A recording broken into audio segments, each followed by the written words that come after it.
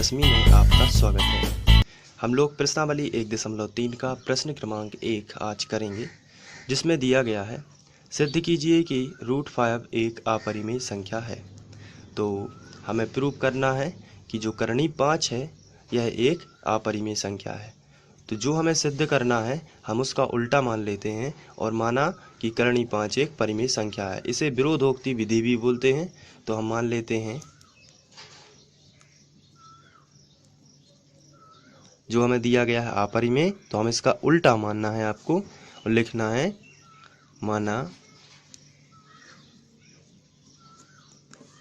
√5 एक परिमेय संख्या है। परिमेय संख्या है। हमने दिए हुए के विपरीत मान लिया है। तो फिर इसके बाद आपको लिखना है परिमेय संख्या जो होती हैं वो P/Q के रूप में लिखी जाती हैं। तो आपको लिख देना है P/Q इस तरीके से। करणी 5 के बराबर P/Q लिख देना है, क्योंकि करणी 5 एक परिमेय संख्या हमने मानी हुई है, जहाँ P और Q सहअभाज्य पूर्णांक हैं और Q बराबर नहीं है 0। तो इसका मैं मतलब अभी समझा देता हूँ। सबसे पहले हम लिख लेते हैं। तो ये आपको लिख लेना है, जहाँ P और Q सहअभाज्य पूर्णांक हैं और Q बराबर नहीं है 0। तो P और Q सहअभाज्य हैं।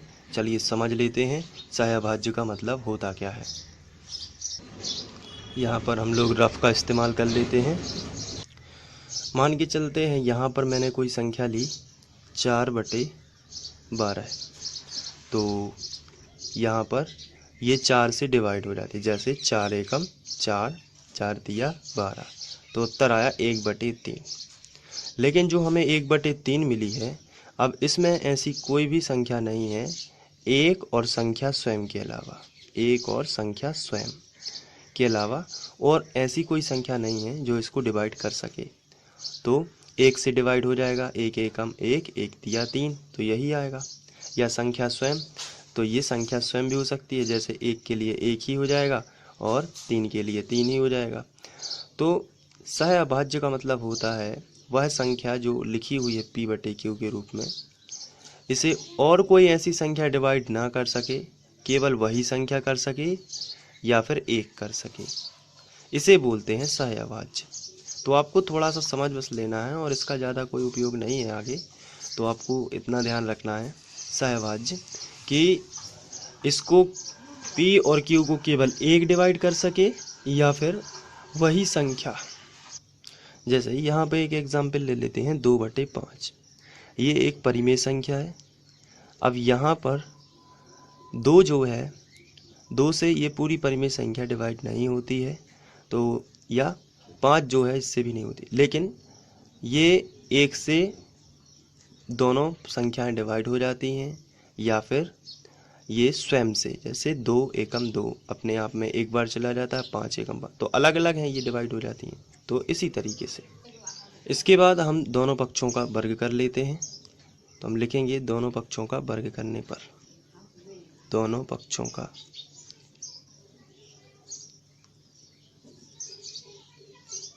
वर्ग करने पर। तो यहाँ पर हो जाएगा √5 का वर्ग और यहाँ पर हो जाएगा P/Q का वर्ग। अब यहाँ पर 5 का वर्ग, यहाँ पर 5 बाहर आ जाएगा क्योंकि रूट का वर्ग है।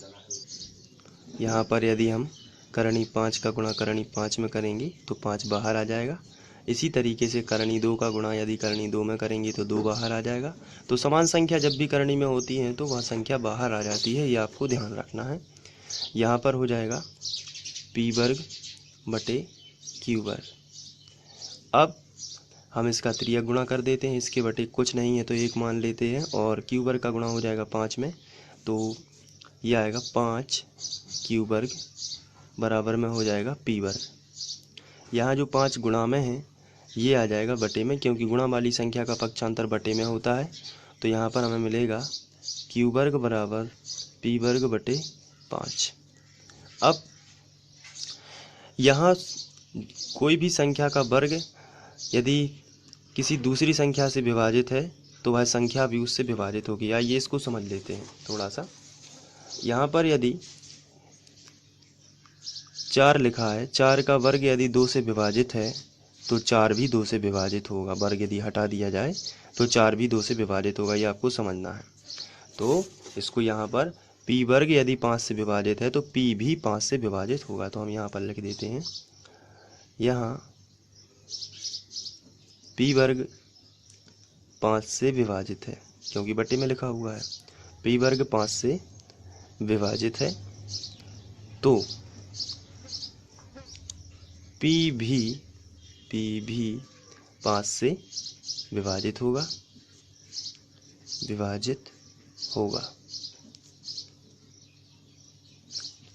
तो यहाँ पर p क्या है, 5 से विभाजित है, तो इसको हम स्थिति 1 बना लेते हैं। स्थिति 1। अब हम यहाँ से देखते हैं कि p वर्ग 5 से विभाजित है, इसका मतलब जो है p का एक गुणनखंड 5 होगा। तो यहाँ पर हम लिख सकते हैं कि तब p का एक गुणनखंड 5 होगा। p का एक गुणनखंड 5 होगा। यहाँ पर हम इसको इस तरीके से लिख सकते हैं। इसको समझ लेते हैं।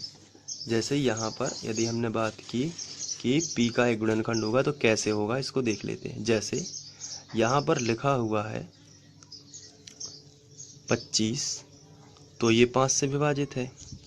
तो 5 से विभाजित है तो इसका मतलब ये होगा कि इसका 25 जो है, इसका एक गुणनखंड क्या होगा, 5 होगा। तो कैसे, 25 को हम लिख सकते हैं 5 गुणित 5।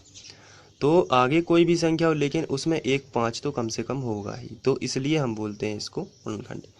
जैसे यहाँ पर लिखा है 24 और ये 2 से डिवाइड है, तो इसका एक 2 गुणनखंड होगा, बिल्कुल होगा। यदि हम 2 को बाहर निकाल दें तो 2 गुणित 12 लिख सकते हैं बटे 2। तो पीछे कोई भी संख्या हो, इसको हम m भी मान सकते हैं, लेकिन इसका एक गुणनखंड क्या होगा, 2। इसी तरीके से p जब 5 से विभाजित है तो p का एक गुणनखंड क्या होगा, 5। तो एक गुणनखंड क्या होगा, 5। तो हम इस तरीके से लिख सकते हैं कि p बराबर 5m। m जो पीछे की संख्या होगी और 5 उसका एक गुणनखंड है, तो आप इस तरीके से लिख सकते हैं। अब ये जो p का मान है, ये हम यहाँ पर एक समीकरण बना देते हैं, ये समीकरण 1, और यहाँ रख देते हैं p का मान। तो चलिए रखते हैं। तो p का मान समीकरण 1 में,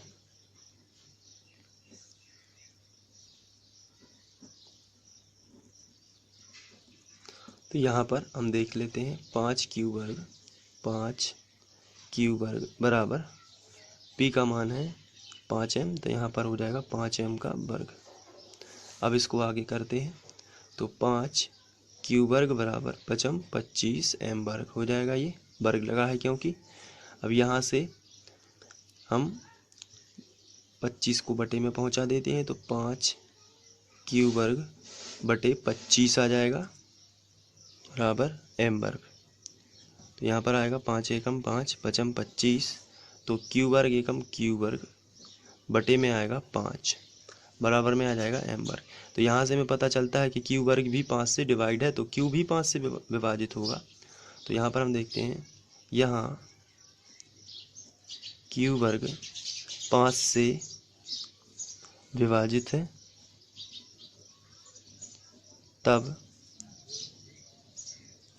यहाँ से q भी 5 से विभाजित होगा। q भी 5 से विभाजित है होगा। अब इसको हम स्थिति 2 बना देते हैं। स्थिति 2। अब यहाँ तो p और q दोनों ही 5 से विभाजित हैं। यदि स्थिति 1 और 2 को यदि ध्यान से पढ़ा जाए, स्थिति 1 बोलती है p भी 5 से विभाजित होगा, और स्थिति 2 कहती है q भी 5 से विभाजित होगा। इसका मतलब ये है कि p और q दोनों 5 से विभाजित हैं, लेकिन हम लोग यहाँ पर कह रहे हैं p और q दोनों सहअभाज्य, मतलब 5 से नहीं है। या तो 1 से होगा, या संख्या स्वयं से होगा, या तो p से होगा, या फिर 1 से होगा, 5 से नहीं होगा। तो यहाँ से, लेकिन हमें यहाँ पर जब हम विरोधोक्ति विधि लगा देते हैं तो यहाँ हमें क्या मिलता है कि P और Q दोनों 5 से विभाजित है। तो इससे ये प्रूफ होता है कि P बटे Q एक परिमेय संख्या नहीं है। तो यहाँ से स्थिति 1 व 2 से स्पष्ट है, स्थिति 1 व 2 से स्पष्ट होता है कि P बटे Q एक परिमेय संख्या नहीं है, तब उसके बराबर में जो √5 है वह भी, तब √5 एक क्या होगी, अपरिमेय संख्या। ये प्रूफ हो जाता है, √5 एक अपरिमेय और संख्या होगी। तो इस तरीके से आप इसको सॉल्व कर सकते हैं। अतः √5 एक अपरिमेय संख्या सिद्ध हो जाती है। तो आप इसको नोट भी कर सकते हैं। तो बहुत ही सिंपल क्वेश्चन था, और यदि आप इसको एक बार प्रैक्टिस कर लेते हैं तो यह पे आने लगेगा। और ऐसे ही वीडियो देखने के लिए आप फ्री ऑनलाइन कोचिंग सर्च कर सकते हैं और प्ले लिस्ट में जाकर वहाँ से कक्षा 10वीं के सभी वीडियो देख सकते हैं।